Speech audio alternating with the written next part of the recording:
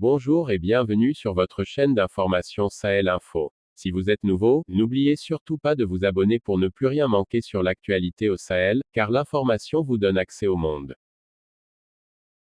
Après la CEDEAO et l'UEMOA, l'Union européenne a pris des sanctions contre le Mali, dirigée par la France. Elle a décidé de suspendre son aide budgétaire au Mali.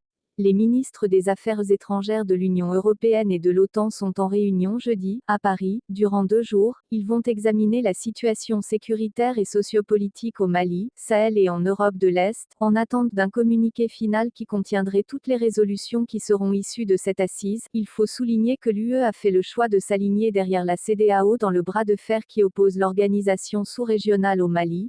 Les autorités maliennes n'ont pas respecté nos recommandations et celles de la CEDEAO concernant l'organisation des élections présidentielles et l'arrivée du groupe Wagner au Mali, a déclaré le chef de la diplomatie européenne, Josep Borrell. Face à cette situation, nous allons décider de suspendre l'aide budgétaire au Mali, a-t-il affirmé à l'entame de la réunion, ajoutant que l'UE reste engagée dans la lutte contre le terrorisme au Sahel, afin d'apporter la paix et la stabilité dans la région en collaboration avec les pays de la CEDEAO.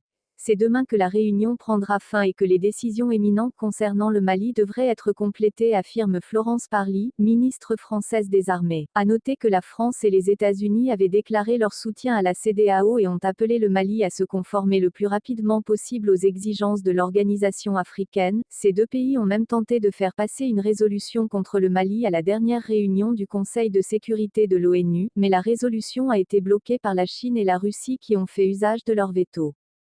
C'était tout pour cette tranche d'information. Nous espérons avoir pu au mieux vous informer, alors n'oubliez surtout pas de vous abonner pour ne plus rien manquer sur l'actualité africaine et internationale.